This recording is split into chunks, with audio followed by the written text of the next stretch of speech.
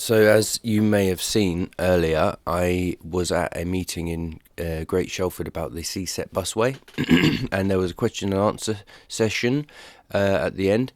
And I hadn't gone there intending to really ask a question. I thought I'll just go there, keep my mouth shut, and just record it, sort of like a public service kind of thing. But next to me from the beginning was Brian Milne, who's the county councillor for Shelford and Sawston, and he also sits on the GCP board. And when the presentation was over, I was sort of thinking, hang on, I thought I was going to hear Brian speak because he was there. I thought he would have actually had some input into this presentation. So when they said, have you got any questions, the only question that was in my mind is that I just wanted to hear what Brian had to say. So I sort of called him out a little bit and put him on the spot, and here I thought I should edit this little clip out because there is an election coming up and he is an elected representative, and you know, it's important, I think, for people to hear what your elected representatives have to say on certain issues. Just for context, Brian Milne is Lib Dem, I believe. He's a Liberal Democrat, and he voted for the demolition of Coton Orchard, and he voted in favour of this GCP Busway, which this meeting was about. He was also in favour of the congestion charge and everything else that the Lib Dems and Labour coalition tried to enact throughout the GCP. So, you know, I think that that's relevant for people to know, particularly if you live in Shelford and Sawston. Is it Sawston or Stapleford? Anyway, one of these areas. I live in Shelford, so I'm not going to be voting for Brian. Sorry, Brian.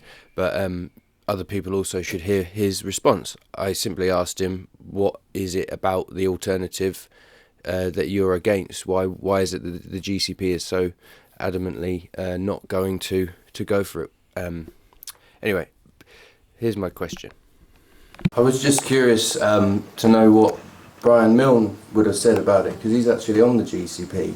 And so I wondered why he wasn't invited to speak, or maybe he was, or he declined, because he would be able to answer some of the questions about why they're so opposed to this alternative. I mean, what's the deal? Can we get a comment on that? Yeah. Brian, do you want to answer that? You won't go over there. I'll take it back. I'll stand over there. Evening. Are we? Yeah. Just put it back and running? Okay, there we go. Thank you. William, thanks for the invite to answer. Which question? I think there was. I was quite just. a few. It's only what because. Do I think? Well, just 3 people spoke, and then it occurred to me that you were stood right there, but you're on the GCP, so you could give the alternative. You know, you could answer a lot of these points. What's the reason why you won't work with these guys? So we've had plenty of meetings, as has been discussed. I was on the local liaison forum back in 2016 at the inception, so I've seen all of these plans develop. And clearly this is contentious because it runs close to people's homes. When you talk about spoiling the landscape, I'm not quite sure how a tramway or a light rail would be any better for the surroundings. I've got mixed views about this whole thing. What I do know is that the congestion around the city is getting worse. The number of people required to get onto the CBC site will likely double over the next 20 years.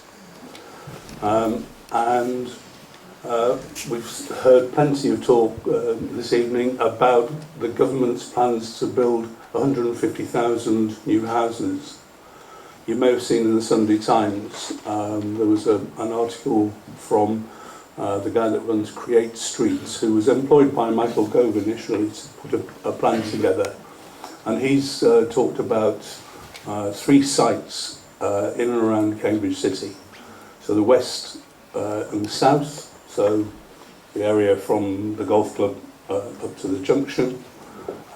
South Cambridge, which is beneath the CBC site, and then Fulbourn, which was a new one to me, at least. I hadn't heard of it.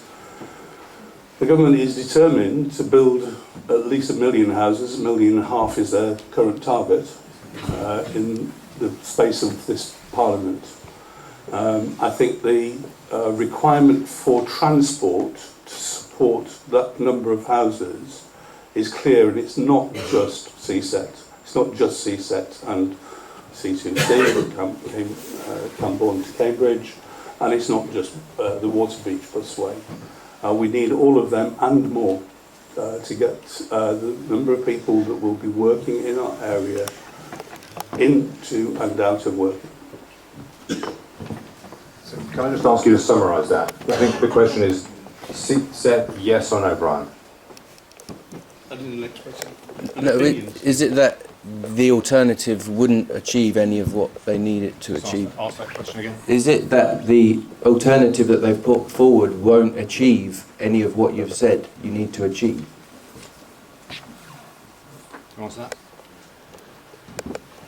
Sure. You want me to give simple answers to complicated questions? I want everybody to hear what you have to say, that's all. An honest answer. An honest, simple answer, sir. Could you remind us who you are? Yes. Understand who you are, Brian. Could you remind Sorry, yeah, I'm Councillor Brian Milnes. I'm a county councillor for this area, and I'm also a district councillor for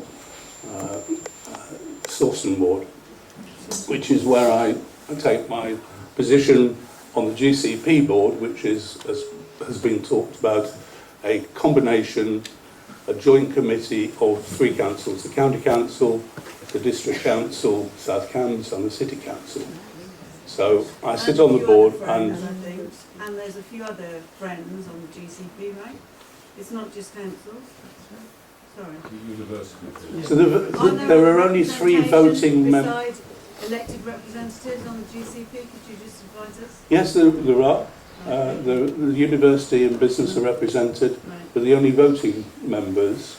So rather denying this idea that it's undemocratic, the only voting members on GCP are voted elected officials or members.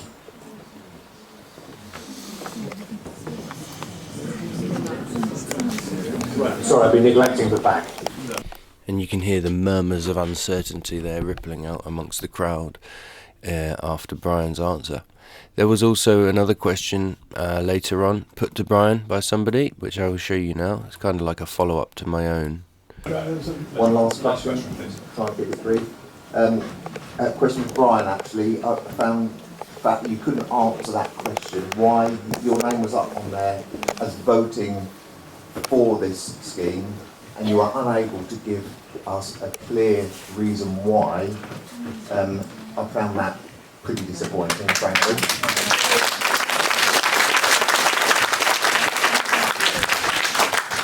And so I'll try and ask you maybe a simpler question that you might just be able to answer, and that is, we've talked about this 160 million, which has gone up and up and up. Simple question then, what do you think the chances of this actually coming in at 160 million? And if it doesn't, are you going to be transparent on how much that cost has gone up with reference to things like HS2? So, can you answer that? What are the chances of that 160 million being the actual figure that you will spend? I think 0, but what's your answer? I think I'd agree with you. I think the chances of it coming in under 160 million are very remote, to say the least. So it's like it costs more, and the argument will be examined in the public inquiry.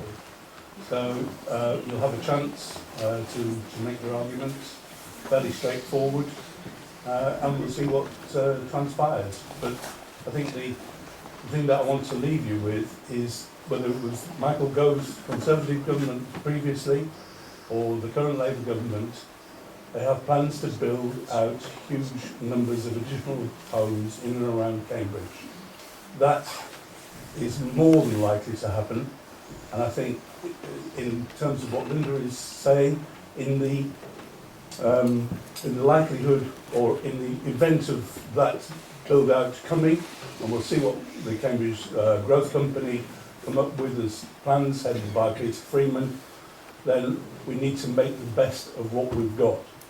And that includes multiple routes in and out of Cambridge, and particularly the CBC and Brookside.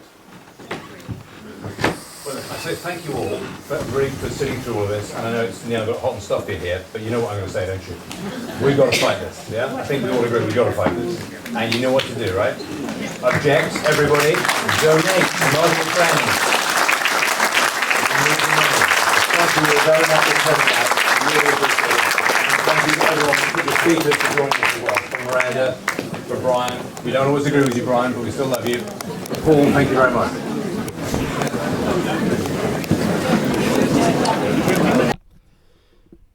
So there you have it. Brian Milnes is on the county council. He's up for re-election again this May. Quite forthright about the fact that the CSET Busway is unlikely to come in at its already overblown budget of 160 million. At least he's honest about that. But then he also makes an appeal that we should be trying to make the best of what we've got, which I think is a universally agreeable philosophy. Anyway.